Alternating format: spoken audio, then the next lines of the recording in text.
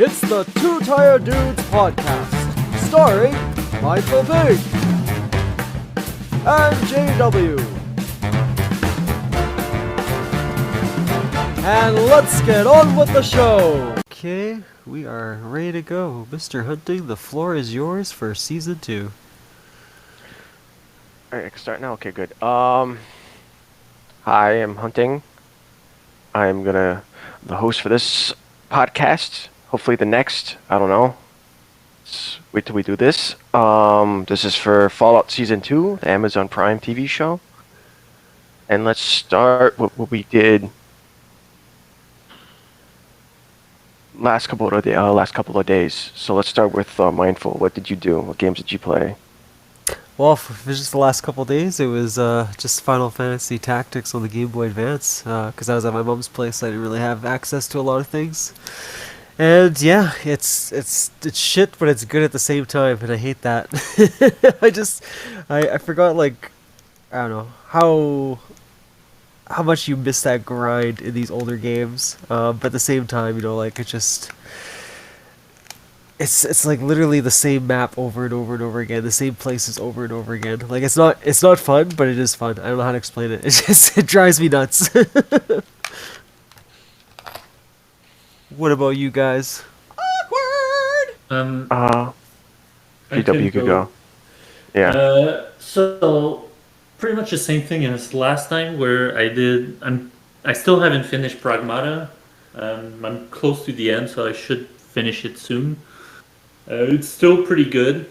The story is a bit lacking, but the characters are strong enough to carry it the whole way. So that's basically most of Capcom's games in general. I find they often don't have like this compelling plot or narrative, or nothing incredible. It's simple or it's whatever, but the characters are so good that you sort of charmed and go along with it anyways. If you compare it to, let's say, I don't know, something like Devil May Cry or Resident Evil, right? They're not like groundbreaking stories necessarily, but the characters are fun enough that you like the writing, you like going through it, right? So Pragmata is a bit the same way, where the story is simplistic, but the characters are fun enough that you want to see it through and go to the end. Gameplay remains super fun. Like, you keep unlocking new stuff to play around with, and the training modules and all that.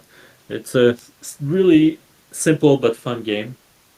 I've continued Seros as well, where this one is much harder to to continue. Like, people have been saying it's easier, but that's probably because they're using the or easier than Returnal, I mean. And that is probably because they've added a system where you can add modifiers. Okay, I'm going to start over. In Seros, when you before every run, you're sort of at a hub, a bit like in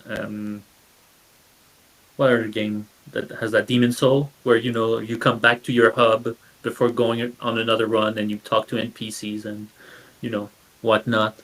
And from there, you can add modifiers to make your run easier or harder. And you unlock that like towards the third run, which I thought was a weird choice. But there is indeed a difficulty spike between the third zone and the previous zones. Like 1 and 2 are quite easy zones, but the third one is like a big spike. So I think they've added the difficulty so they wouldn't get backlash from that. A bit like Returnal had. Returnal had a lot of backlash when it came out around its difficulty. So Saros, that one too, I find the narrative is a bit, there's not enough like juice in it, if you know what I mean, in the sense, like, you keep fighting logs and it's just rambling of mad people, but there's like, it's there, narratively speaking, there's like nothing really, like, yeah, it's interesting to see what happened, but it's not, apart from that, there's like nothing that's sort of driving me to know more necessarily about, oh, what is this city? what are they searching for or whatever. But I don't know. I find there's narratively something missing. The characters aren't that interesting as well. I find in general, especially compared to Returnal, where I found it was so much stronger. Finding logs and exploring what your character is going through, because in Returnal you're essentially finding logs of yourself, so you don't know how long you've been there, and you keep hearing different stuff and more personal stuff as well. So like it was very personal and much. I think there was a better direction there, narratively speaking, than Seros. But gameplay wise, Seros is awesome. Like it does everything Returnal did, but better. So that's pretty cool. Um, Still haven't finished it. I don't know how long this game is, so if I'm at the third zone, and if it's like about the same amount as the previous game, I'm probably at halfway through, something like that, and that's pretty good as well. But I've been spending most of my time on Marathon. I'm still loving this game. This season is coming very soon to an end for season 2 that comes out next month. There's an update in a couple of days where a bunch of stuff is added. They've teased with like a rain of missiles and a bunch of weird stuff that we don't know exactly what's going to be added towards the end. There are events and maps that they're making available full time until the end of this season, which is pretty cool. So yeah, no, I've been continuing playing this every day, and I'm still loving it, and I can't wait for season 2. So that's a lot. That's my whole thing. So what about you, Hunting?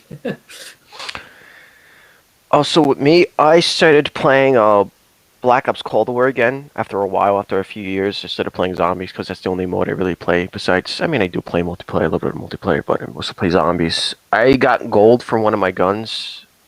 I forgot which, the Craig 6, one of the assault rifles.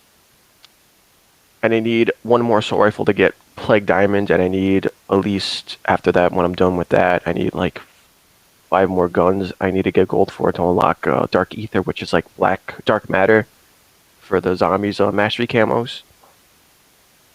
There's that, and then I started playing a little bit of Dead Rising. I got back into that. I beat Dead Rising 2, 3, and 4. I never beat Off the Record or 1, so I'm gonna work on that. Did you and Mindful ever ended up playing?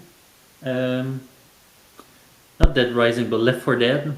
No, for Xbox is some reason stupid. it wasn't working.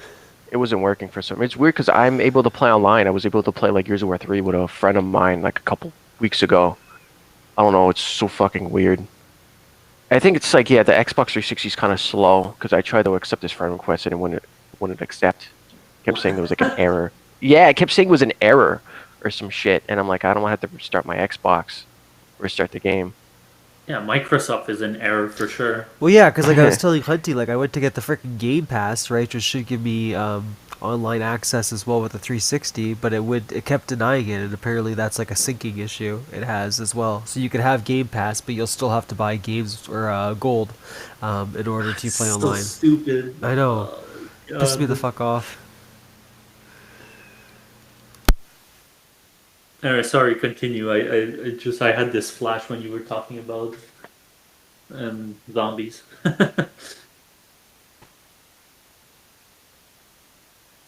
Hunting? Hello? Are you?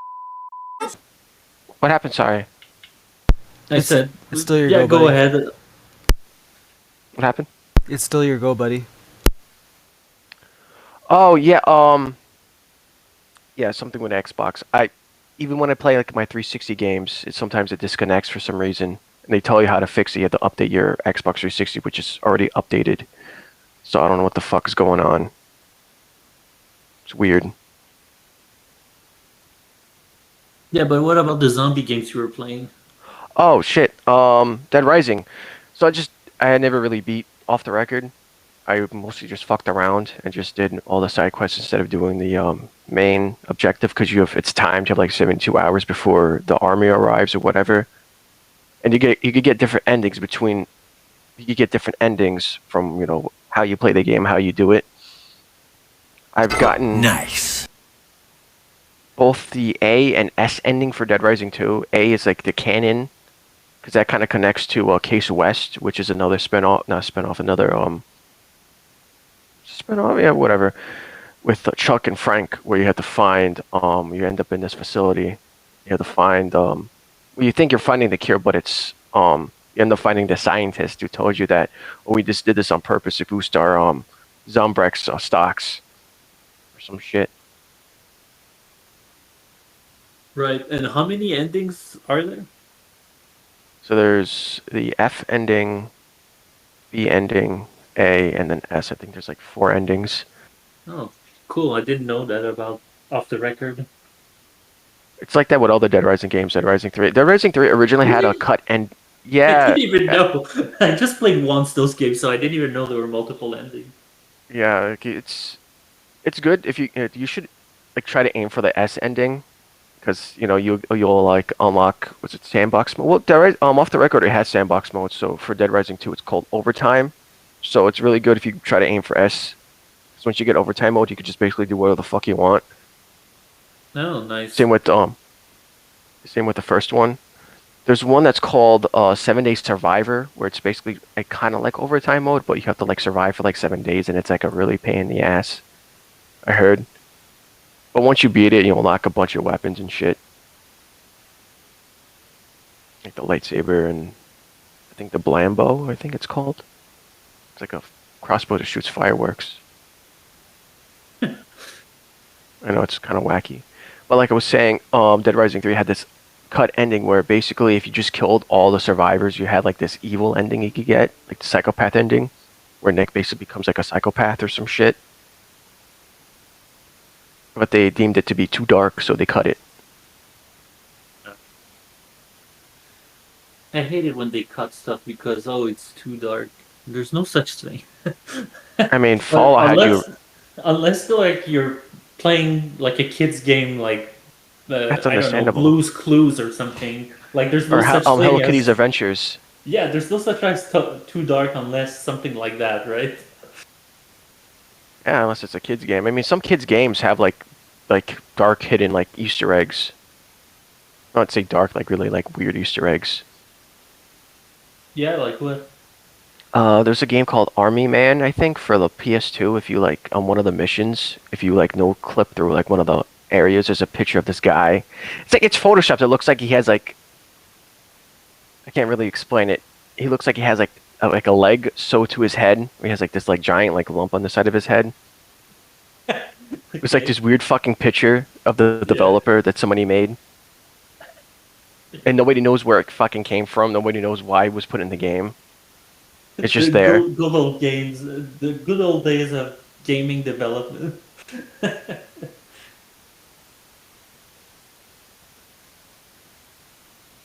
Yeah, that's about it.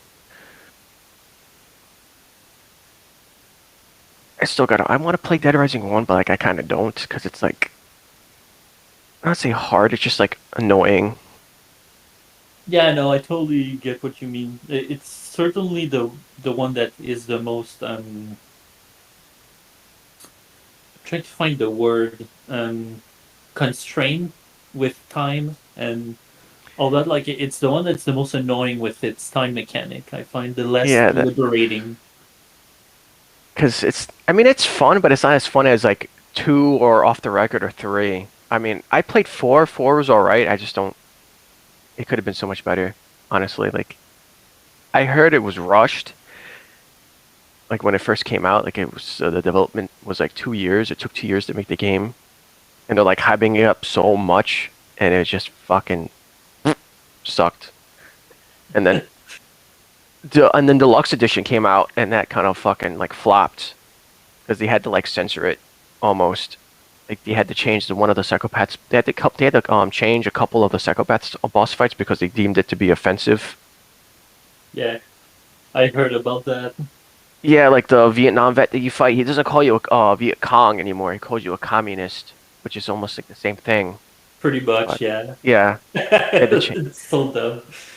They had to change. Yeah, they changed one of the There's a Asian butcher you fight, Chinese butcher that you fight. They had to change his look because they thought it was like too stereotypical, that it was a stereotype, a racial stereotype, the way he looked in the original game. So they had to change it. Yeah, but the worst is really the Viet Cong thing. Like, it's so dumb because, How's that it's offensive? just The guy's having flashbacks. well, not only that, but it's like it specifically about Vietnam. Like, not Yeah, every communist communistic um, places were at war with the U.S. During that. So he's talking about specifically Vietnam. That's why Viet Cong. Like, it's so. It's like people change things and they don't understand the context, right? no, I think it's just that too. That could be that too, or just they're afraid they get canceled. Okay, yeah. Yeah, let's arrest the white leprechaun. Cause can't have one day for a mostly white culture, right? Don't want to get canceled. I guess don't arrest him for cultural appropriations. Guess that only works one way, huh? They want, they don't want to have people stop buying their shit. They want to, they don't want to be put Oh, I away. assure you nobody would get canceled for Viet Cong. Like, come on, man. I know. I'm just saying because you know how everything is nowadays on Twitter. You gotta you can't even say hello to anybody without being called racist or fucking your IP getting fucking doxxed. Your IP getting fucking revealed to the whole entire world. Yeah. Yeah. I mean, I did find a glitch in Dead Rising 1 that lets you kill a bunch of zombies. You could drive around in a fucking parking garage with a truck, kill fucking hundreds. You could keep doing it over and over again. I think I fucked up once. I jumped out of the truck because I thought it was gonna fucking explode or some shit. Then I got overwhelmed by a bunch of zombies. And I think I got lost a couple of times because I wasn't fucking paying attention. I was trying to look for more zombies. I forgot to fucking leave the parking garage because you're supposed to leave and come back. So, And that's how you get speaking of zombies, genocide what or about Z. that Fallout show? I was gonna say, Michael, isn't the mutants like your favorite race in Fallout? The super mutants, yeah, I love them. Ghouls. Ghouls, yeah. It's funny how they get mad when you call them zombies because they're not zombies. They look like zombies, but it's kind of in the Fallout universe. It's kind of like a racial slur to call Yeah. a ghoul a fucking zombie. Which is pretty cool, yeah. But yeah, I sent you a little list there, Neo, to help out. That has the episode recaps. If I remember, do I remember this? Does it start off with Lucy and the ghoul walking together trying to find Lucy's father, or does it start right away with a flashback? Yeah, so if you want me to kick it off, it starts off with a flashback. We get to see basically a house right at the very beginning. So it's Right. angry mob takes place at the beginning. They're beating up the robots that he's made from Robco, and then he's sitting in a bar and he antagonizes three guys, and then they end up going out back, and that's when we get introduced to basically the new cold fusion of this season, which is a special piece of tech that goes in the back of your head and can mind control you. And yeah, he basically,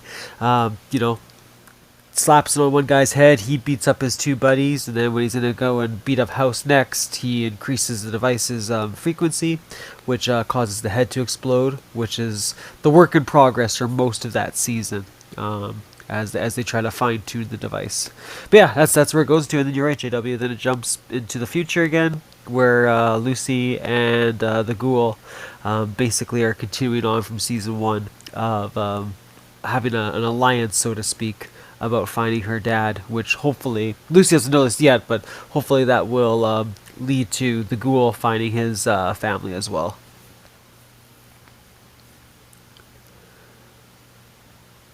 Yeah, so what did you guys think of the season? Because I thought it sucked. Yeah, I've seen clips on YouTube because I didn't feel like watching the show because I knew it was going to be bad. That's what I usually do if I don't like the show. I just watch clips of it. Wait, I thought Only- you watched it. I tried watching it. I didn't. You mean I didn't feel season like 2 or season season 2. 1? Season 2. Season 1 I watched, and I kind of got excited Okay. for season 2, and then I was like, you know what? I don't know. I don't feel like watching season 2. I mean, I watched bits and pieces of it to get like an understanding of it. Just I didn't really like it too much. It felt Right. overhyped to me, in my opinion. What about you, Mindful? Um, like I said, I have I guess mixed feelings on it. Like there are some things I liked about season 2, but even as we were like setting up for the podcast, right? I almost wonder if New Vegas was too soon. I wonder if that was one of the issues. That this. No, I don't think that's the issue. I think the issue is that they used New Vegas as a reference more so than um, I find a plot device or a location of the world that made sense. I guess that's a good thing to say, yeah, because for those that don't know, this takes place like long after New Vegas, the game. I shared something funny with you guys in the Discord there. They do like you know how when you beat a Fallout game, they always have like the end cap story. Well, this person like does one for like the Fallout TV show and explaining like the complete difference. He's like the courier Oh. apparently never even existed. He's like, these people took over this town for whatever reason. Like, it's just yeah, there's a lot of like weird random things they did in the TV show that I do agree don't make a lot of sense from your video game adventures, right? Um, Well, like I said, I feel like New Vegas is the one that, the most popular one, and so they wanted to do something with New Vegas, but instead of making something with New Vegas, they made their show on top of New Vegas. Like, oh, we're going to use, references and stuff from New Vegas, but it's going to be different because we want it to fit with our show, right? yeah, So for me, it felt more like a reference than something that actually worked with in the show's favor. Because it felt like as the season progressed, they kept wanting to reference it. Okay, so this episode there's going to have the Legion. Okay, so this next episode is going to be the New California Republic. What happened to them? The next, you know what I mean? Like, yeah. it, we're going to have the Deathclaws. No, it's not New Vegas specifically, but it's that kind of thing of, oh, it's the most popular thing of Fallout. Let's put it in. And it's interesting because until I watched that like that funny clip there I was just telling you about, right? I completely forgot the fact that during the entire season they never mentioned the dam, which is such a huge objective in the video game, right? The New Vegas, like owning Hoover Dam was like the end all be all, right? And it's like yeah, it's interesting that they didn't reference that at all in the TV show, as far as this being like a staple, like a military base or whatever you want to call it. Yeah. But yeah, if you guys want, then I could just go over episode by episode, and then you just Oh yeah, chime in. but if I remember correctly, in the first episode, Lucy and the Ghoul, have a team up. They're still in team up, but they still disagree with morality, right? Absolutely, yeah, yeah. They have different And views. which is weird for me to start with because I thought Lucy had growth in that department after season one. Maybe becoming a bit more gray than her, completely upstanding citizen type of role. Yeah, she really went backwards kind of in this one. Yeah, it's like the events of previous season never happened, and so she still when the ghoul makes a moral choice of not helping this cultist, um, and letting her die, she gets all pissed off with him as if it was the first time that he did something like this. Yeah, So she lets him get stunned by a creature that is there, and she saves the cultist, but then of course that was the bad choice and she ends up being captured by the Legion. yeah. Right? I'm You all no, yeah, right. yeah. Well, yeah. It's within the first 3 episodes of season 2 that all happens. But yeah, no, you're absolutely correct. And sorry, the other thing I was just looking at here was it also has a little bit more of Norm, your favorite guy there, JW, and Yeah. his scenario right now in Vault 31, and then Vault 32 and 33 just have their like I said, I found them really pointless this season. They had their little, I guess, issues that were occurring. A lot of it was more humor related, like a lot of the vault dwellers, I think it was Vault 32, were so used to 33's layout that was like their big complaint, like, I don't know where I'm going, and Chet was getting pushed aside more as being like the stay-at-home dad, and not to speak, not to act or anything like that. Like I said, the vault stuff I don't know, I found that very boring this time around compared to Yeah, season so that's one. another one of the show's problem where there are too many characters that you're following and it goes all over the place. So let's count how many, right? So you have the Lucy and the Ghoul, you have the house flashbacks, Yep. you have the Ghoul flashbacks, which is linked with the house flashbacks as well. There are Norm, there are the Vault people. Yep. You follow also Lucy's dad, Yep. and you Maximus. follow Maximus. Am I missing someone? And then I think it's episode 2 or 3. Then you get the other ghoul, the guy that became one. His story too gets added into the mix. Right. So, but isn't that just part of Maximus's storyline, though? No, he has a little bit like in a couple episodes, but yeah, then they all eventually get tied together again. Yeah. Okay. So that's about 7 or 8 different characters that you're following as if they were the main characters. Yep. This is not good. This is stretched out. And that's the problem too. We get a bit of them doing something, but then it doesn't go anywhere, right? Yeah. Every episode, yeah, you maybe get like 10 or 15 minutes to each character, and then it goes to the next one, and then, so forth, so forth. Even less than that, I would say, like 5 minutes each.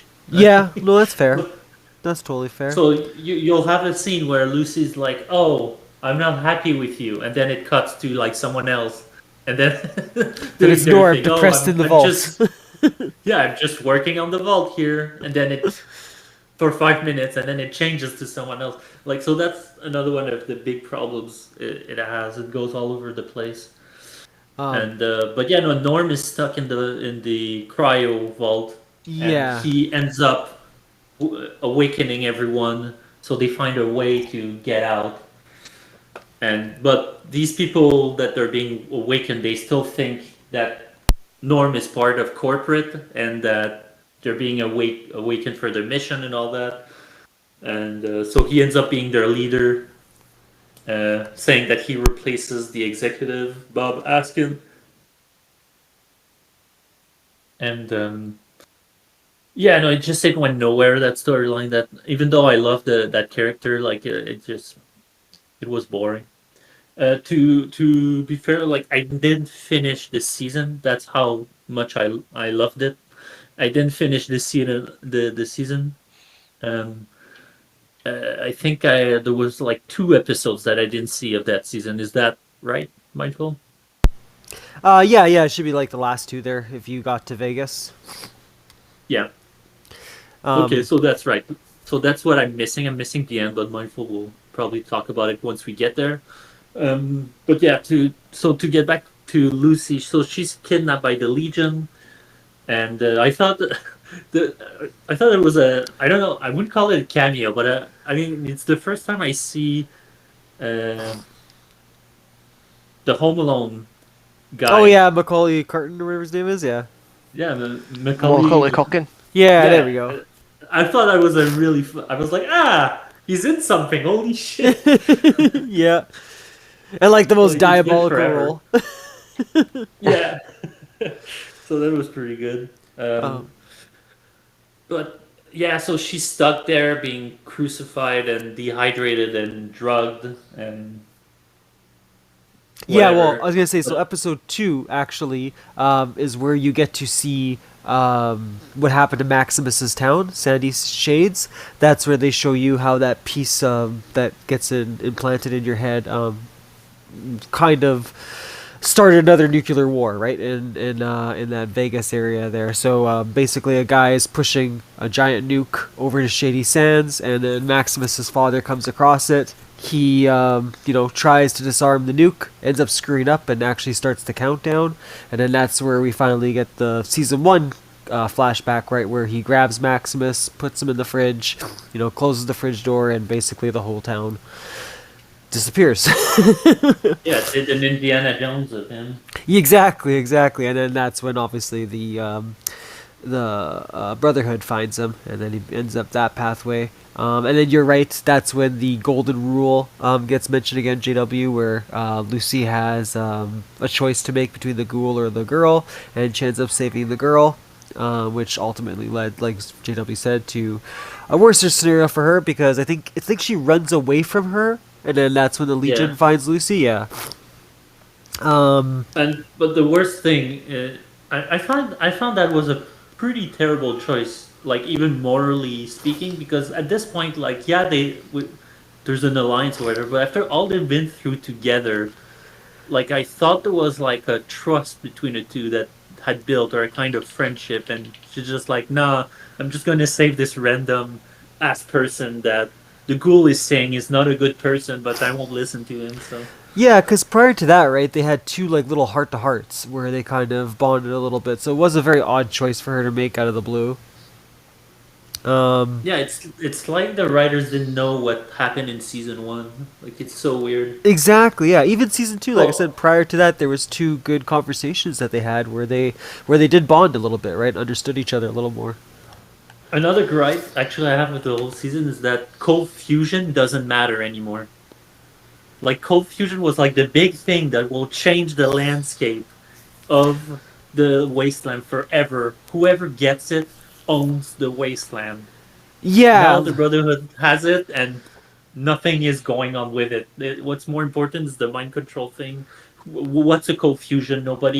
Everybody sort of forgot what a cold fusion was. Like, it's so It's true. fucking Like weird. it does exchange hands lots, right? Because it starts off with the Brotherhood, it ends up with Maximus. From Maximus, it goes to the Ghoul. From the Ghoul, it goes to House, right? And then that's now we get to see the effects of cold fusion with House's technology. I guess in season 3. But yeah, you're right. It's not the key element anymore. It's all about that mind control device, because they focus so much on Lucy's father there for most Yeah, of this episode, right? because Lucy Father goes to New Vegas, and he starts a task where he tries to complete House's device so that he can mind control someone without blowing the head off. Exactly. And that's most of the season, right? Is him just testing out that Yeah. product. Starts off on mice and then progresses to people until he finally becomes successful with it. Um, Episode 3 is pretty good for flashbacks because that's where you get a lot of the backstory there with the Ghoul's background there as Cooper. You get to see more of what he, I guess, went through and his wife. So you get to see the rift between him and his wife. And then talking about stories, GW, you then get added on his wife's story and background, where it's like the ending of season 1 where she was basically, like, okay, let's launch the nukes. Well, it wasn't actually like that, and then they expand on that, and that she didn't really say that exact words, and it didn't spark the nuclear holocaust. You also get to see that during a lot of the deals that she was making, she was actually Wait. How? Wait. Because Howard hurt her, though. Howard hurt her. What do you mean? Well, he was on the comms, listening in on the meetings. How did Yes, she not say it the way that she said it? because it If shows that's what you she heard? the rest of the meeting that took place, and it kind of takes away that impact. I have to look up exactly what she said, obviously, but they took away that impact of that line. It just sounds like they've retconned So something they totally for whatever backpedal. They reason. 100% backpedal because Oh my she god. was like a main bad guy in season 1, right? Like you had no doubt that she was the evil wife, and then in season 2 they kind of make her look like, oh, she's not really that evil. She actually was doing a lot of research. There was a moment there where they were gonna shake hands on giving cold fusion to House, and then she basically at the start it looks like she does that, but then they backpedal again. They go, nope, actually she didn't do that. She gathered all the information information on Dr. House. People, what was it? Sorry. One person tells her, "Oh, you shouldn't be looking into this stuff," and she's like, "No, like I need to know the answers." And then when she's in the elevator, she also talks to that guy that gets decapitated, right? Like he was during the past as well, and he just basically tells her the same things, like you should be listening to the Enclave and everything they're telling you, like don't make waves, kind of thing. So yeah, they completely do a 180 on her character. She's no longer this bad CEO, whatever you want to call it. Oh my god. I can't believe they tried to justify her saying, yeah, let's drop the bombs. Like, Yeah, come on. It's just one way or the other, you don't say that. Like, fuck off. I know, Whatever it reason. was really stupid. So dumb. I And mean, I and now think they we tried to backpedal because when first season came out, everybody was saying that was stupid, the reason that they would drop the bomb. So maybe they tried to backpedal because of this, but then it doubled down on the stupid instead. So no, absolutely. And I said, yeah. And then you finally get to figure out that the other person or the other player that House indicates is the Enclave itself. That we find out that Lucy's dad works for. We find out that the Canadian girl in the vault there, she works for the Enclave, right? That they've been pulling the strings the whole time. Later on, when you get to the end of the season, you find out that Cooper accidentally gave the cold fusion the first time to the Enclave, and that's why what is it, Maximus's words there of make sure you give it to the right person was very impactful to the Ghoul, because he once in the past thought he gave it to the right person too by giving it to the President of the United States, and instead he just fucked the whole world over by giving it to the Enclave. oh yeah, because it can't be because of Cooper's wife that the world got fucked. It has to be because of Cooper. It was, So yeah, fucking dumb. because like you said, right, it's I all hate about this. morals. I hate this so much. It's all about morals. I feel like they're trying so hard to show you like why the Ghoul is like so different compared to his former self, but it's like he didn't need all that. Like we the dude's been around for 200 years. He's seen enough shit to change his morals over time. Oh my god, I hate this so much. I'm so glad I did finish it because this is like, this literally angers me currently. Like, And then episode Oh. 4 was the one I was kind of excited to hear what you guys think. That's where we finally get the Deathclaws. So they've finally been introduced to the Fallout CV series. What did you guys think of the Deathclaws? I mean, they look like Deathclaws. I mean, Yeah, they look good, I mean, right? it wasn't. Awkward. Yes, it was. but like, I mean, I wish it was like a little bit more scary, like in Fault New Vegas. Yeah, someone made Yeah. a joke about that, saying they looked more like Fallout 4's version. well, it 'Cause- made me think of the Godzilla American, with Matthew Broderick, I think.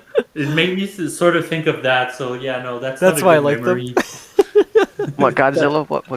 What Godzilla movie? Have you ever seen the Godzilla, Godzilla with Matthew 2000 or Broderick? something? Yeah. Matthew Roderick. No, Godzilla 2000. No, I never seen it. Maybe I've seen it once when I was like maybe like 4 or 5 years old, but I don't remember. Best Godzilla ever. You gotta go watch it right after this. No, it's the worst. Is it called Godzilla 2000? I'd rather watch the or- original from like 1960 or 1950. It was They like might the be. first, I think, American attempt to Godzilla. And, Yeah. It's terrible. Oh. P. Diddy did the soundtrack, so But yeah, no, you'll put the picture side by side comparison, and it looks like a dinosaur from Godzilla 2000. But one or the other, I mean, they looked fine, but they weren't, really scary. Another thing that bothered me, since we're talking about the Deathclaws, because it's around the same time, is Lucy having her personality and morality completely be inverted after being drugged. Now Yeah. she can't stop stimming herself, and now she wants to kill everything, and like, it's just so fucked up. This is so weird. because they're trying to make when you're more on- game references, right? That was the idea. Well, yeah, but like you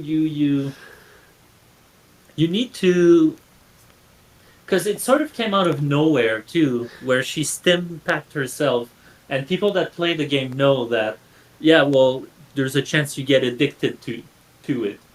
But here, it just, instead of like the ghoul warning her or like having tidbits of information that they give you along the series since season one, let's say, where like calm down with this because yeah, it helps you with pain or whatever, but like that could mess you up.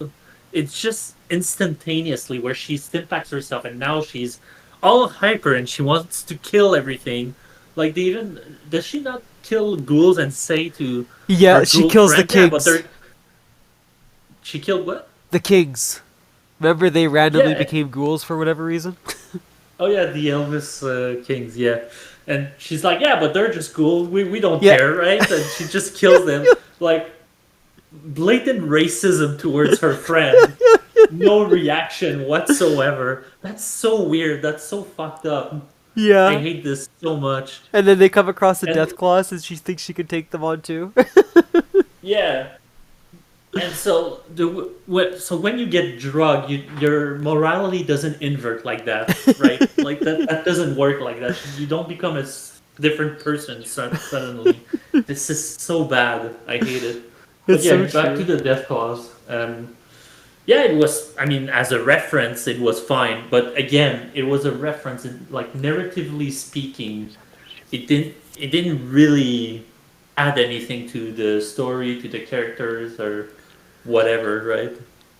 And one thing I saw, I don't know, like, obviously I played the games and all that, right? But I don't remember it ever being referenced this way. But there was a few people's comments on the show itself, and apparently the hint behind it all was that the Enclave was the reason the Death Claws exist.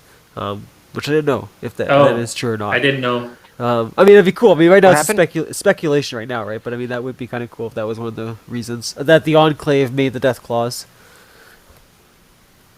I thought it was the Americans because they were made before the bombs fell. It was made during the battle for Anchorage. Well, the Enclave is battle. American. No, I mean like not the Enclaves, the Brotherhood. Was it the? I think was it the Enclaves or Brotherhood of Steel? I think it was the Brotherhood of Steel because they were making, or just I don't know who it was. It was somebody who made the Death Claws before the bombs fell. Yeah, I don't think it would have been the Just like Brotherhood before, because the Brotherhood Fallout. hates all mutations, other than people. Yeah. It was like way before the bombs fell. So it was like the bombs because they were going to use them as weapons Yeah, because they show during you the in battle the TV for Anchorage. show. I think. Well, in the Yeah. TV show, right? They show you it happening even when they're doing the battle for Alaska. That's when the first Deathclaw randomly appears. And then you also had, again, there was more about Norm, right? Who finally makes his way out of that Yeah, vault. the United States government before the Great War as biological weapons. Yeah. It doesn't say was it the Enclave necessarily? It was just the United States, the America in general. That's what I meant. Oh, okay. Yeah, like I said, it was They just, created, yeah. I saw random rumors that people, were saying that was the Enclave a few times. I mean, those are the people who haven't probably played the game. Very true. Or And because then, I try to, no, not fix, but I try to like correct people, like by like commenting. I'm not like if somebody says it, I'm not gonna fucking give a shit. But I'm saying like if I hear on YouTube somebody saying shit, and I just I'll try to correct them and say, hey, this is this way. I play the game. no, I get you, my dude. I was just because gonna say, Vault for some reason the show 32 doesn't get it right. Yeah, Vault Yeah. Vault They 32 and don't Vault get it right. 33. They were just going at war right now for a stupid water chip. So basically, Vault 33's water was running out of supplies, and then we also had that whole fucking dude too. I forgot about him, where he has like the I can't remember. It's like the incest group or something like that. It's basically like Oh Vault, yeah. Vault yeah. dwellers that are being singled out because they were born within families or whatever, like shit like that. Yeah. And he's basically What? like, yeah, he's wasting all the food supplies, the water, right? And they're already in like a crisis. I hate his because fucking I plot think line. because I think is he not like trying to help, but he can't do anything. So the It's leader that. sort of tells him, okay, well, just do whatever you want. Like, just Get out of our way. Yeah, it's that, and he was nosy about Norman, right? So they Oh tried to yeah, say that that too. Norman was off to a retreat, right, where he was learning to become a leader. Good. A retreat. Yeah, a retreat in the Yeah, vaults. that's true. So then, yeah, so he ends up. Well, initially he starts um, this group to talk about problems that they can fix, like psychology. Yeah, But then it it shifts to people that just wanna, because the people that come here wanna. One person comes here and wants to talk about her incest problems, and then she wants to leave when she realizes it's not about that. So since there's nobody else, he just wants the people to stick with his thing, that he made, his group, whatever. So he changes this to an incest uh, group gathering. yeah. So fucking weird, man. And then, like, okay, so we're talking about confusing shit, right? I totally forgot about this. The Brotherhood, during this first part, went on a mission to get a secret artifact, which I know was mentioned at that part, but I feel like it had no other point in the rest of this season. This Well, random. that's the problem. There's a bunch of stuff, and they all have no point whatsoever. And it's like, to reference that video game I was telling you about, right? They made fun of that point too, and it's like, and now the Brotherhood appears, and apparently they had aircrafts the entire time, but decided to use them not at all in the New Vegas video game.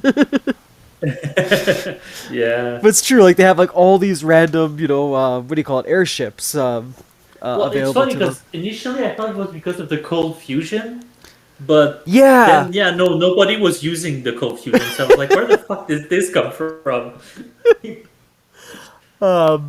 yeah. So I then, did think that the joke of the Brotherhood that they're just jock that call bros to each other getting tired in this season. I thought they overdid it a bit. oh, totally, and just the, I don't know. Like it was funny season one, but this time around was like, okay, that like we get it. Like it's not that fun anymore. And they just seem like a Like, bunch they're- of idiots. Like, like minus Yeah. Maximus and the leader, the rest of them act like they're cons. Like, you know what I mean? Like, I mean, we get to Maximus is a bit of an idiot as well. Like he, He keeps, is, like you doing know? stupid mistakes. like, I'll put it this way, like, so our first interaction with the Brotherhood in season 2 is they're having like a two spy, or what do you call them, two knights going at it, and they're fighting one another to the death. It's like you said last season, JW. They're already hunting for orphans to increase their numbers, and then obviously there's an issue there for growing the population, and then on top of that they're fighting to the death, just for fun. Like it's so stupid. Like I don't understand the Brotherhood of Steel in the TV show, like what they're trying to go for, because it's not at all like the Yeah. Brotherhood you see in the video games, right? So yeah, we get to see. No, because the Brotherhood in the video games are more like religious crusaders, right? Yeah. Here they're more like jocks that gather Absolutely. together to have fun and I don't know what. Yeah, no, 100%. Although I did like what's his name? I always forget his name.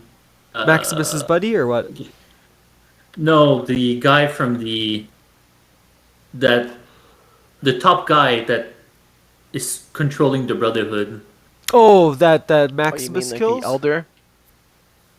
No, not the elder. The Like the guy that comes into the whole thing, right? And Maximus kills him? yeah, the can't guy. remember. Yeah. The guy that Maximus kills. Yeah. Yeah. What's his name? Kumai Nanjiani. That's the actor's Oh. name.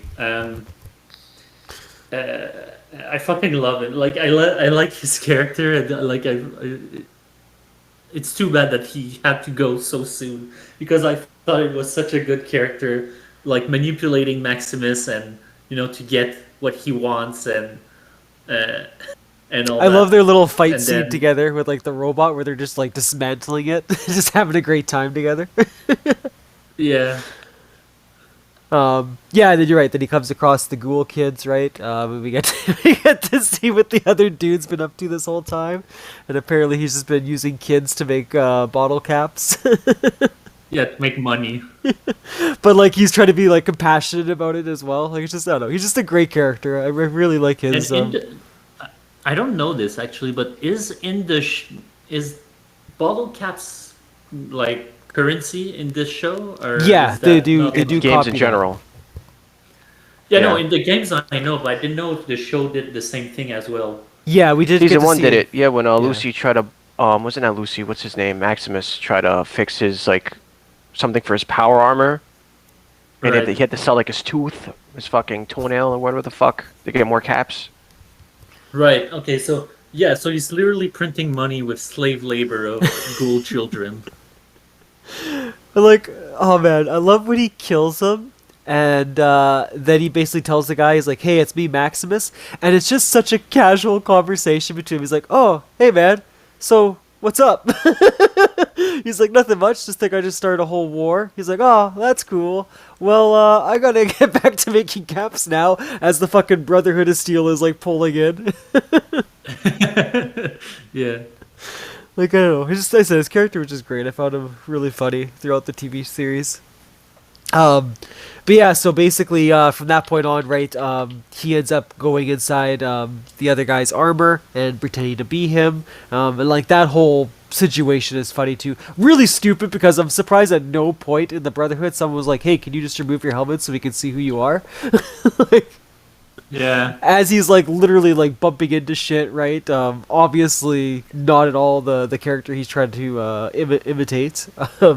And you get to see Maximus finally challenge the Elder there to kill him, which is another like weird interaction between those two. It was kind of, I don't know. It's like he's trying so hard to manipulate Maximus, and then the minute Maximus confesses and tells him like, "Oh yeah, I killed him," he goes, "Okay, well, you know, that's all right. We'll deal with it." He's like, "But I killed him to save Ghoul kids." Well, the fucking Elder loses his mind, right? It's just like a big shootout happens, and then yeah, the whole facility goes crazy. All the different factions fight one another. Well, I mean, it goes against one of the main tenets. That's why.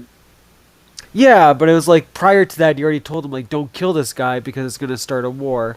We'll deal with it a different Yeah, way." but like initially it was like, okay, so like okay, because for the Elder, this guy was still a problem, even though like he shouldn't kill him. So that's why they want to kill him. So initially he's like, okay, whatever. But when he knew the reasoning was because he saved ghouls, that's when he was like, what the fuck? Like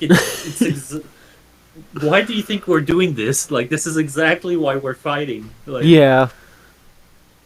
But yeah, no, the character we're talking about that he kills is Xander Harkness. His name was Xander, the one that Kumai Was and it Johnny was it another played. show he did that you said you liked?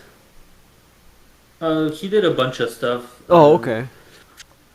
But yeah, no, he was in the comedy show Silicon Valley. I think that's where most people know him as Dinesh, and he's pretty hilarious. My favorite character in that show too. Um, he did a couple of movies. You know, like I think what was it, The Big Sick? I think that was a comedy romance where about his true relationship, the way he found his wife or whatever, which was Oh, okay. interesting. And he was in the shitty Eternal films of Marvel. He did a bunch of different stuff. Oh yeah, he was too. That's right. Yeah. Yeah. So then that's the whole part to the Brotherhood, and then episode 5 basically is again split between the past and the future. So we find out more about trying to assassinate Robert House and retrieving the cold fusion, right? Because in the past that's still a big deal. And in the future, we have Norm basically lucking his way out of everything, right? So he got all those guys out of the vault. He just happened to stumble across a town that had supplies and food. They finally found the I think it's like a Vault Tech headquarters that they were looking for. And then the one guy of the group whispers to him, he's like, "Don't worry, I know about Phase 2." And then Norman's secret basically spills out from this point on because he has no idea what Phase 2 is, and he asks too many questions to the other guy about what Phase 2 was, enough for him to realize that this dude isn't who he's pretending to be. and they basically end up attacking Norm there when he's doing his research on it. All we know is that, was it evolutionary human or something like that? Apparently, I guess that's what that vault was that they were all in originally. Lucy, Norm, and Hank. The forced evolutionary virus, sorry. That was the thing that I guess their vault was going to be exposed to. Oh wow, I didn't even remember that. Okay, like I remember Norm being attacked and everything, but I didn't remember he saw what was phase 2. Okay. He didn't, right? It was just he saw that wording, forced evolutionary virus. So we still don't know what that means or what that's going to lead to. Maybe a season 3 thing, I don't know. And then yeah, we had Lucy and the Ghoul try to take on the Deathclaws. Obviously, they failed.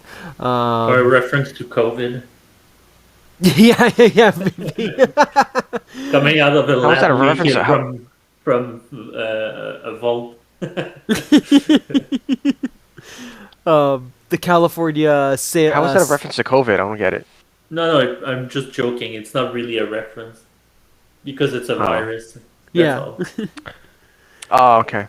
We had the snake oil guy, right? He made his return only to get a chip implanted in his head from Frank, which he later. You see that Amazon Prime clip where he has his own talk show and he's interviewing what's his face, the actor who plays the Ghoul, Walton Goggins. No, I didn't. I did not see that.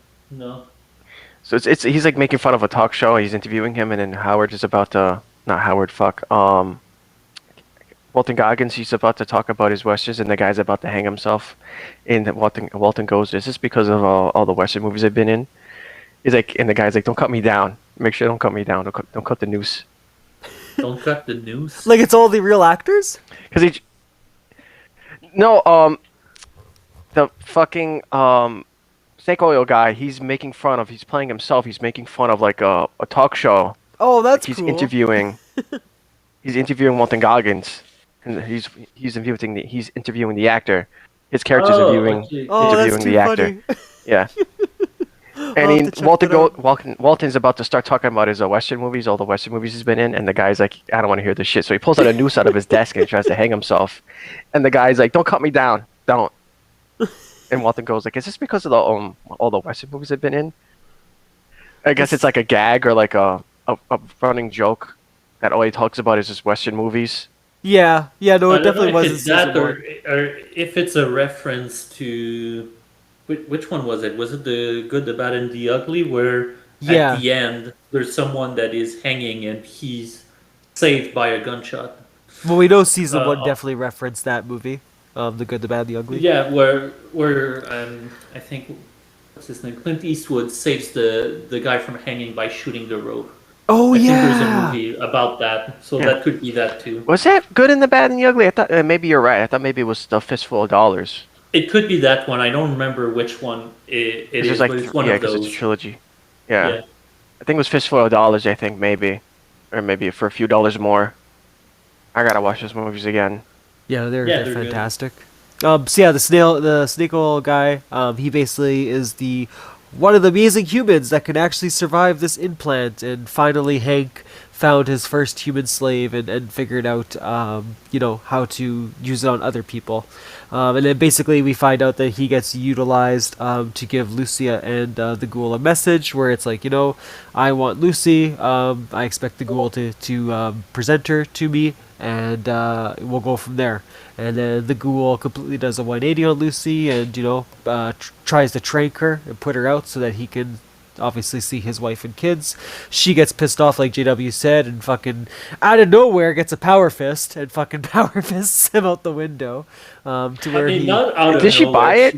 No, Did she buy it? Stole it from a store She just stole before. it. Yeah. Oh, okay, that's what. 'Cause Okay, yeah. She was a fucking junkie. She was She Yeah, wanted, she wanted during her fix. junkie phase where she just decided to kill the store owner and Steal get his stuff. the power fist. Yeah, God, she's so ridiculous this season. so stupid. And then that's apparently enough to stop him, right? Because he has that whole whatever it is 10-foot pole inside of him now at this point. Well, yeah, because she punches him, he goes through the window and goes through a pole, a light Yep. pole. I don't know, a pole that's outside, a lamp post or something. which from there, Cooper slowly starts to become a feral ghoul. He obviously can't get his medication to stop this. He even has a moment where he almost makes it off the pole, trying to, push himself forward, thinking of his kid, but it wasn't enough. And then we finally get the one and only encounter of a super mutant. Basically, a super mutant just breaks the entire pole apart and saves Cooper, and just tells him like, "You're the Out one." of nowhere? Yeah, he just appears. Cooper tries to escape, and then like he ends up blacking out because he just couldn't do it, right? And then just when he, I guess, awakes again from his blackout, the super mutant happens to be by there and just breaks the pole in half and rescues him. And then Why does the super mutant rescues him? apparently he is going to be the reason for the war changing, like the tides changing for the war. How does he know that? Because their race has been around for 200 years and blah blah blah blah blah. Oh, Jesus Christ. So he's part of a prophecy for no reason. Yeah, What, the super mutant or the ghoul? the super mutant. Like the super mutant's the ones that's saying all this about Cooper. Oh, okay. So dumb. Which is Oh dumb my too. I kind God. of thought they were gonna do Nightkin because Nightkin's obviously big with Vegas, but that whatever. We had a super mutant instead. And then the ghoul rejects the offer and basically just says he works alone. And then the super mutant. No, okay, this is so dumb, right? So he has this whole thing, this whole speech, and he's healing him. He's giving him uranium. He's like, this will help heal you. And the minute Cooper refuses to get his help, he just looks at him. He goes, "Well, you can't know about this place," and just fucking bonks him in the head and knocks him out. And then that's it. That's the end of the super mutant saga. Oh, That part made me laugh Terrible. so much. This is so fucking dumb. Just bonk on the head, and you're out of here. oh. I'm so glad I didn't finish this. Yeah, so then that leads us to episode 6, where where Chet finds out that he's getting married and had no idea. He basically That's pretty funny. it's so good. It just fits his character so well. He's like the only one I think that hasn't changed. Like he's still as funny as he was in season 1. But he does clean up the sink and he finds I can't remember the character's name. He was the bigger dude that was also on the committee in the first season. But he finds his glasses in the sink and finds out that his wife killed him because basically when his wife was doing all this stuff behind the scenes, the bigger dude there was watching her the whole time, and eventually he confronts her and says, "Well, I don't know how policy works, but I gotta report you to the leader." So then they have this weird awkward moment where he's like reporting her crime to her as the leader because there's no higher ups, right? And she goes, "Oh, don't worry, we'll take care of this. I promise, we'll take this in all seriousness." And then she just fucking kills him, and then course. tries to shove his glasses down the garbage disposal, which is where Chet finds them. So fast forward, they go to their wedding. Chet basically, instead of saying "I do" for marrying her, he just pours out everything. He pours out the fact that he found her Canadian ID and that she's over 200 years old. He confessed that she definitely had to have murdered that dude, that she's not, who she says she is, and then basically the whole crowd just rallies up with Chet and they chase her all the way to the office, threatening to kill her. Because at this point they had enough, right? Like everyone's just so unhappy in the vault. It's time for a revolution. So she locks herself in there, and then that's pretty much where she stays until the last episode. Now that's a good turn of the event. That's a good payout. Actually, Yeah. I like that. Her story got a little more interesting for sure. Basically, Lucy and the Ghoul. Lucy and the Ghoul try to make their way into the. What am I saying here? Sorry. Wait, so they Lucy's- made up after she fucking stabbed him? Oh yeah, sorry. Okay, so Lucy passed out after knocking him out, right out of the window, and then her dad was basically there the whole time, and he just scooped her up and took her to the vault. That's how she ended up in the vault. The Ghoul, Okay. after encountering the super mutant, he leaves and is just wandering God knows where, and just happens to run into Maximus and the other guy, because they left the Brotherhood, obviously, after the big riot that took place on the airship. Yeah. And the three of them basically just, speed things up a little bit. They basically make an alliance together and say, okay, you know what? I got the cold fusion. I know you need that, for House in order to find out where your wife and kid is, and I want to find Lucy. Like, he just basically says he's looking for her at this point. And that he's determined to give the cold fusion to Lucy because he wants to give it to the good person, which then, like I said earlier, right, that's, you have the whole flashback of Cooper saying the same thing and getting... Oh yeah, because this season really showed how good Lucy was. Oh yeah, well, I remember Maximus hasn't seen her since like season 1, so he still thinks she's the same person. It's so stupid. Anyway, Yeah, let's so move then, so then, so the three of them come to an agreement, and then eventually Maximus gives the Ghoul the cold fusion, and because the Ghoul basically says, like, I'll give you power armor, I'll give you everything you want, but I want that cold fusion. Like, I want to be the one that holds it and gives it to House, because I need it more than you need to give it to Lucy. So he does it, right, because he wants to save Lucy in the long term. So the three of them go into town there, aware that they have to take on the Deathclaws. I think they hit up the NCR where they got all their ammo and shit that they needed for the fight ahead. Which again was another kind of dumb thing. I didn't like how they made the NCR seem in this show. Like, it was just they seem just like a couple of, I don't know, like retired soldiers or whatever. Yeah, and like just hiding in the desert. Like a retirement.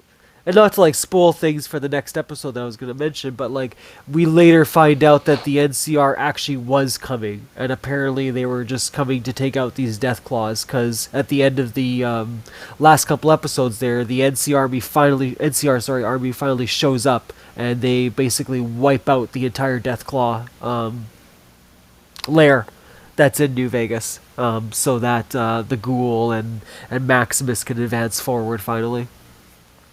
Maximus's fight though with the Deathclaws is really cool in the power armor, because I guess he didn't realize all the functions it has. So I can't remember what they called it exactly, but it basically meant like his armor had like missiles in it as well.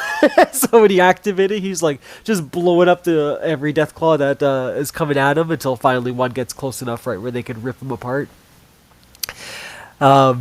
Yeah. So and then what's going on between Lucy and her dad during these last two episodes is this really cringy, like, father and daughter moment, I guess.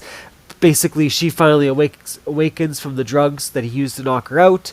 He's like making her like a wholesome dinner and like trying to pretend like nothing has taken place this entire season, and she's just looking at him like, what the fuck's wrong with you? Like, I hate you. And then they have like their conversation, and then basically she gets an opportunity to grab a knife, put it to his throat, and just say like, okay, like, you know what, like, you're coming with me. We need to have justice solved here. We need to, sentence you for all your crimes that you did.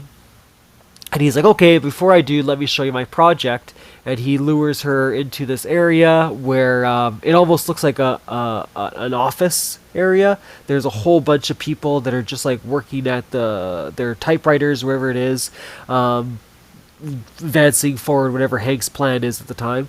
And he basically shows her how effective these mind control devices are, and shows her like, oh, this is the better way to be. He's like, these were members of the Khan family, these were Caesar's Legion members, right? Now look at them, like, they're just completely calm. It's like, oh, sorry bud, didn't mean to bump into you. Like, just really polite, and ridiculous. And then at the time, he brings in two of Caesar's legions to show her what they look like, before the device happens. And there's a little bit of a scrap and a hustle and all that kind of stuff. But ultimately, she makes the decision to put the implant in the guy's head to calm him down, as a way for like Hank to like trick her, like, oh, look how this works, and look at the wars you're going to be solving out there, and there won't be need for feuds anymore between tribes, or whatever you want to call them. Different clans. Yeah.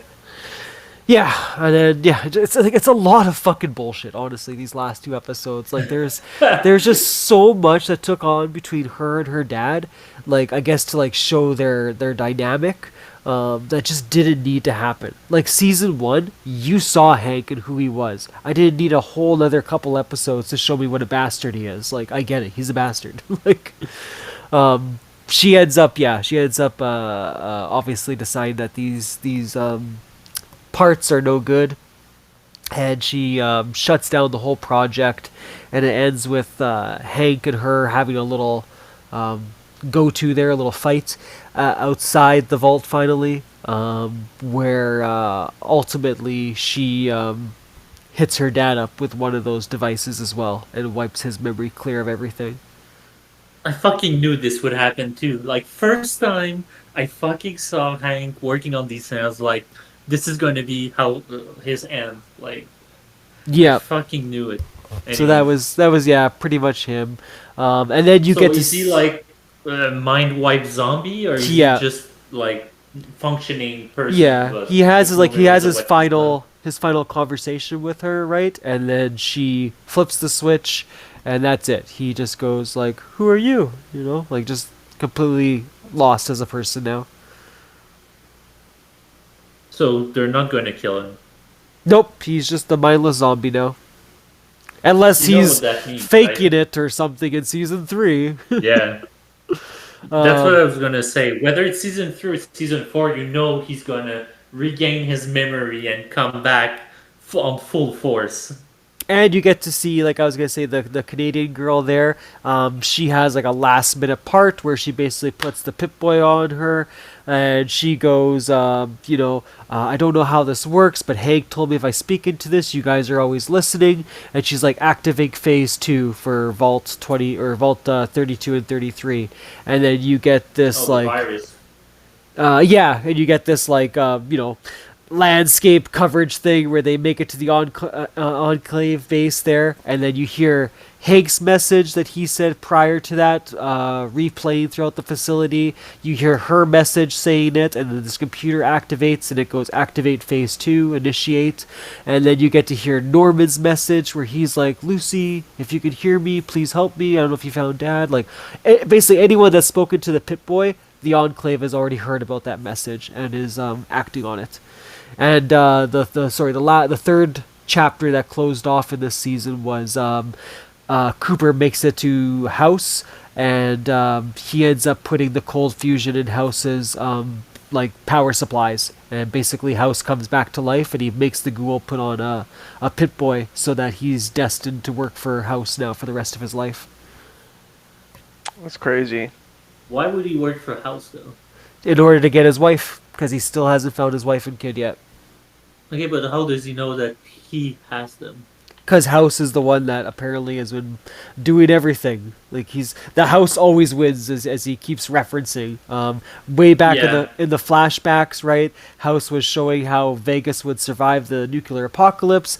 How he was the guy that was encouraging the nuclear strike to happen, even though it might not be him, because they constantly try to keep that an illusion.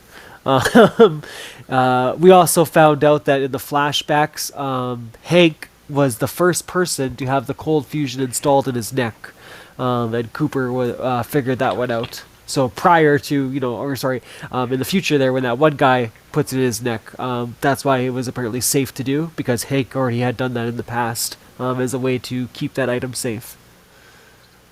Oh, Yeah. all right. I said there was things about the cold fusion, but it was like, you're right. It wasn't a lot of importance behind it. It was constantly the mind I control guess I device. had to watch the last episode, the only episode I didn't watch. So But yeah, that was basically the big turning point for everything. Oh, and Norm is with that girl too, which was so stupid. I hate that those cockroaches went into that. Like, he locks all the guys that were trying to kill him right in that little room, and somehow his little girlfriend survived in that room when the cockroaches were eating everybody else. Yeah, it was fucking so stupid. Maybe she smelled like shit. Maybe, I don't know. Maybe her. I Yeah, don't maybe know, she coochie shit herself. stink. I don't know. Maybe it was her coochie. I don't know. yeah, nice. So dumb. Like, time you recapping see this Norm, now, I'm I just keep- like, wow, this story was fucking just all over the board. What were you saying? It's like they didn't know what the fuck they were doing. It's almost Yeah. like they didn't know what they were doing. Yeah, almost. Yeah, pretty sure. Yeah. Well, that's what I mean by they use New Vegas more as in a reference piece. It's like than- it's like they're throwing it in your face almost. Yeah. Like it's more there for reference than anything else. Like they could have done this without New Vegas and it would have been the same bad season, right? But yeah. So the total, the average is, for me, it sucked. I didn't even finish it, and that's saying a lot because I usually finish stuff even when they suck. What about you, Mindful? Yeah, like there were cool things I liked about it that I said I found funny. Like I loved the one joke there they had about the other guy, not the main ghoul, but the other ghoul. I always forget his name. But when they're gonna have their big fight scene, right? He was supposed to be the sniper guy, and his fucking arm falls off, and he's like, it's okay, everyone, I can put this back on." Just like He uses moments his like. foot. Yeah, actually, he uses his like arm to like rest it on. He also has like another moment too where people think he's gonna be like maybe a centaur in season 3 because he's talking to the ghoul. And A he's lot like, of people were saying that. yeah, because he talks to the ghoul, right? And That's the he whole pulls theory. he pulls his shirt down and shows that he has like a mouth on his neck. He's like, "This is normal, right? You got one of these?" A lot of people were saying that because if you look at the centaurs and shit, they're like all like fucked up the way they were mutated. Yeah, and 'Cause he's pretty similar. When they started out, their body parts started falling off. They started growing like other parts of body parts in all over their body and shit. Which it makes sense, right? Because super mutants Yeah. are centaurs. So if that's the direction for season 3, where we finally get the super mutant backstory, then yeah, I could It totally probably see won't, but who knows? Hopefully they do. yeah, who I say knows? that. I I'm liked not it. going to watch it. I liked it, but not as much as I mean- season 1 for sure. I might, but I don't know. I mean, you didn't watch Talking season about the 2. show Why now. would you watch season 3 then? I mean, I did kind of watch season 2. I do know what's going on in the show. I do know what happens. I do watch because I watch, like I said, I watch clips of the show, like little bits and pieces of it. So I got like a little bit of an Yeah, understanding. you have an idea, but my point is more if you would loved it like season 1, you would have watched it. I did think about watching it, but I was like, you know what? It kind of looked terrible, like the way they were doing it. So I was like, you know what? No, Yeah, it was. I'd rather not. And it was. Yeah. So, but talking there's about it no now, I point might for watch me it. To continue to season 3 personally. I'm done. You, Mindful, are you going to watch season 3?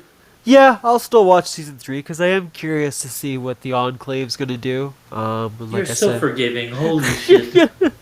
Well, dude, he's Canadian. What do you expect? I am too. That's the thing, though.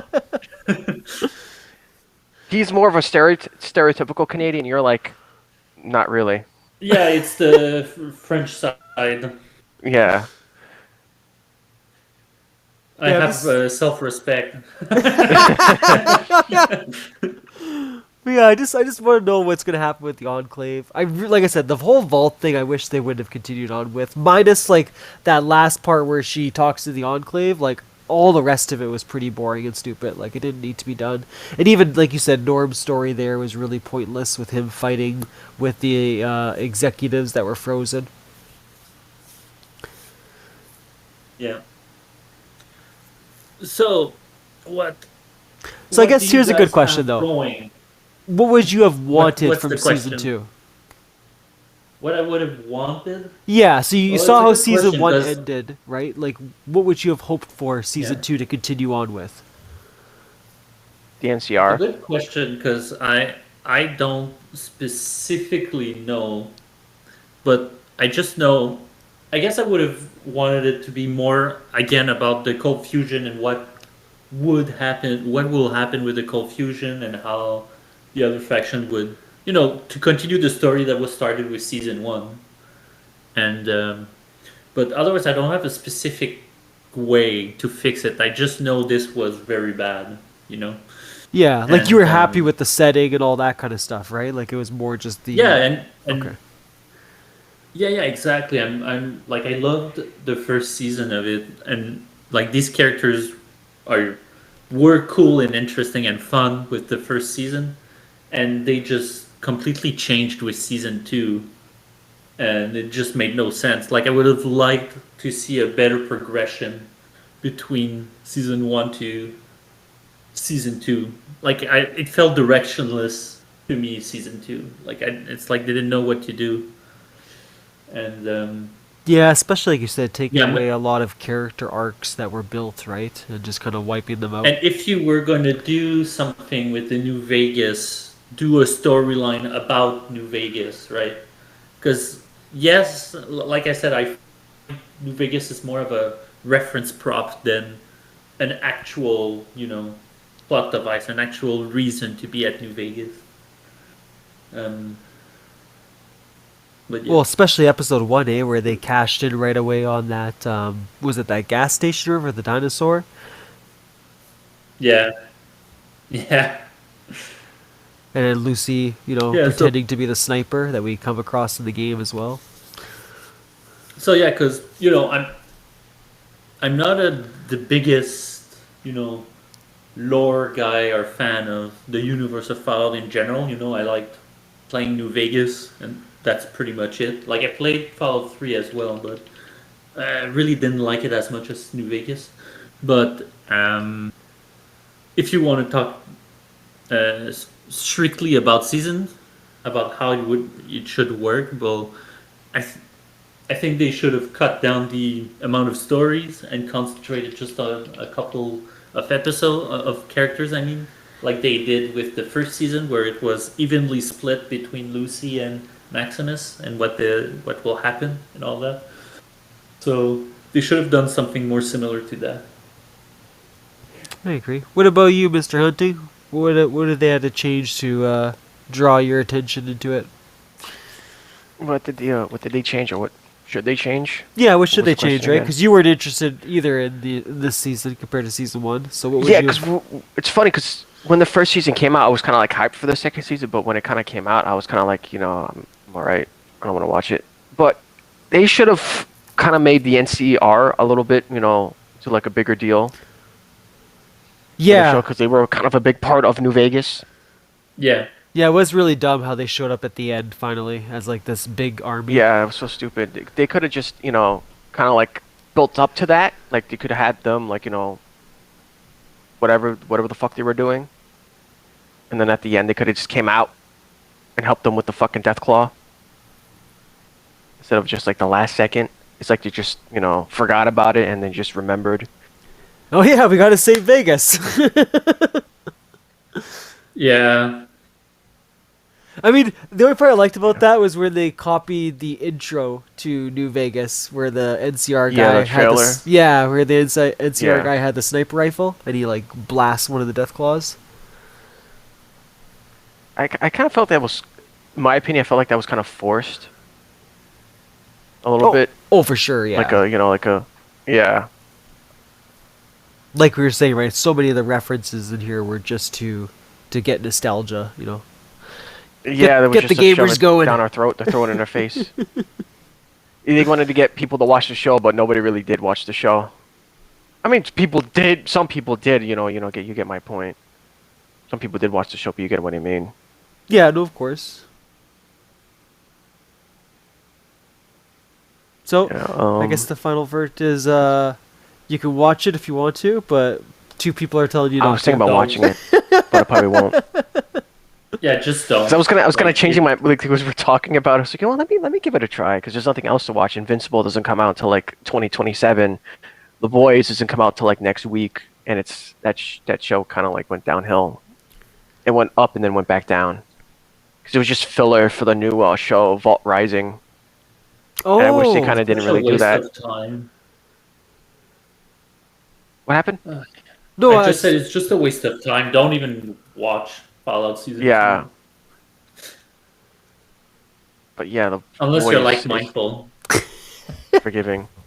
I just might watch it because I'm fucking bored, like I said, because there's like nothing else to watch. Because like I said, Invincible doesn't come out till like next year.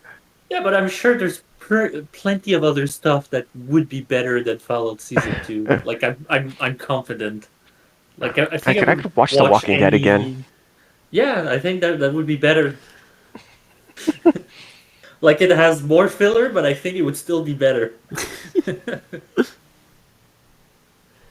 Yeah, season 2 was just filler. Yeah, because I couldn't think of the word before, but yeah, it seems filler. All the shit they were doing, it felt rushed. It didn't feel like season 1.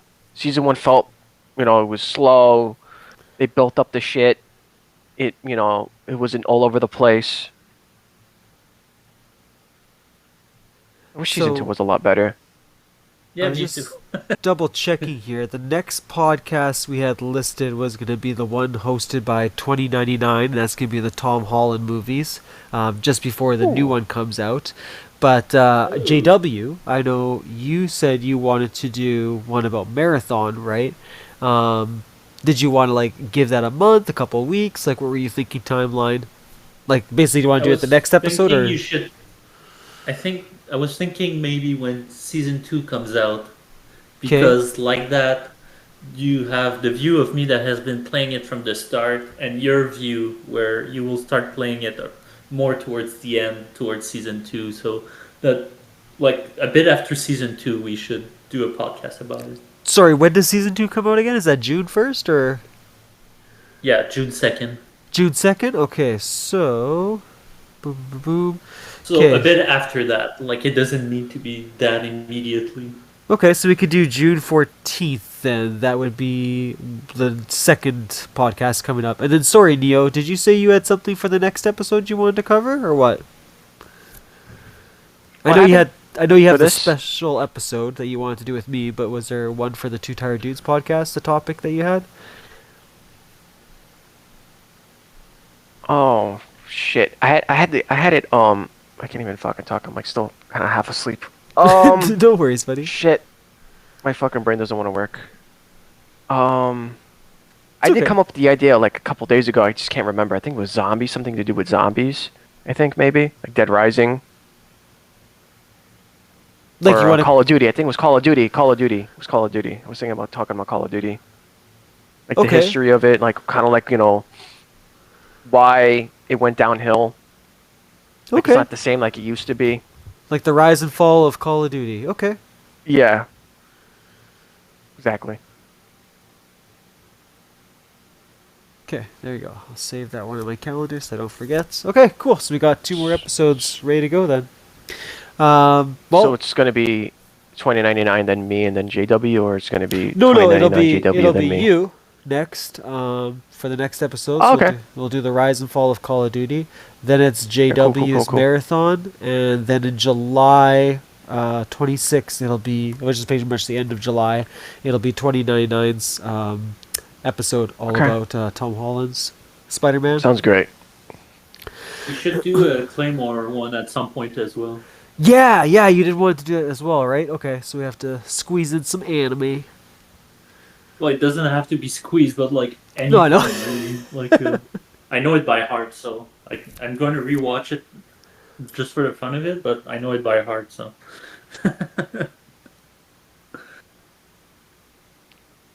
All right, well, gentlemen, what do you guys have in store for the wonderful audience of people? What's coming up in your guys' world? I might stream, maybe. I don't know. Have you been streaming recently? I don't remember if I've seen your pop up.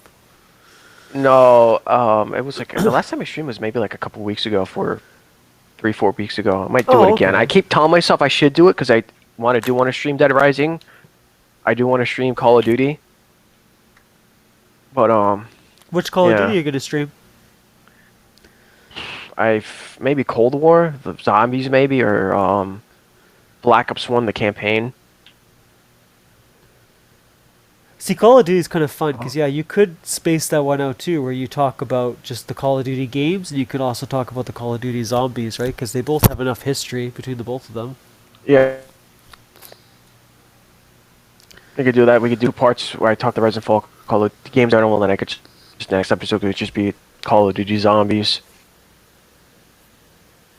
Yeah, it's It crazy. sounds, yeah, it's a lot better. I was just thinking like when I was in fucking I middle gotta- school and they first came out, and just like what a big deal Call of Duty was back then. Yeah, they're. That's when people actually gave a It's shit. insane. That's when they actually made Yeah, good games, decent games. yeah, yo, 100%. They were so much fun. Well, I mean, now it's been cheapened beyond recognition, right? Yeah, A bit like Star Yeah. Wars. yeah, oh, very much. It lost Yeah. its identity. It became more like Fortnite now, with all the fucking characters that they were adding to the game. Okay, so sorry. So you're gonna do Call of Duty. You're gonna do Dead Rising. That's your next two focuses.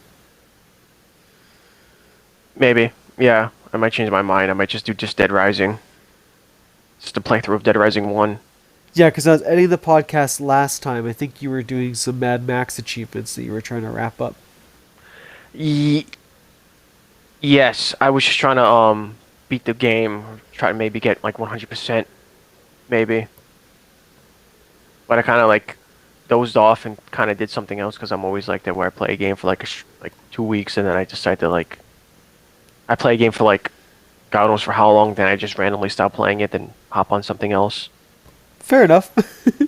And what about you, Mr. JW? I know you've been plugging away at Ghost of Tsushima. That's exactly right. I forgot to mention that on my recap of earlier, but yes, I've been streaming Ghost of Tsushima every week, every Wednesday and sometimes Thursday. And we're at Act 3 now, so we're getting close to concluding this, where as I play the game, we analyze the writing, story, and the characters of the game.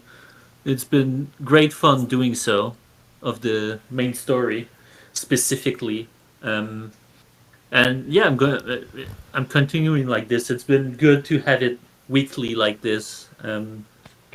I've been liking that, so I'm going to continue this until we're finished, until we've completed the game. We have a whole whiteboard full of the characters, the links, and like that we can see all the moving parts, right?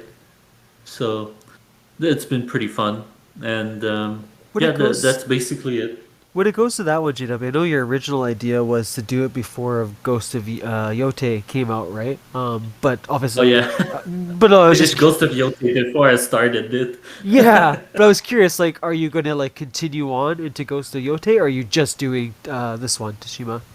I'm just doing Ghost of Tsushima because Ghost of Tsushima is really well written. It's really good. Okay. And Ghost of Yote, it's the contrary. It's not. Gameplay wise, it's better than Ghost of Tsushima, but narratively wise, it's a far cry of Ghost of Tsushima. Wow. Ghost of Yote's writing is not very. It starts off well, but like it doesn't.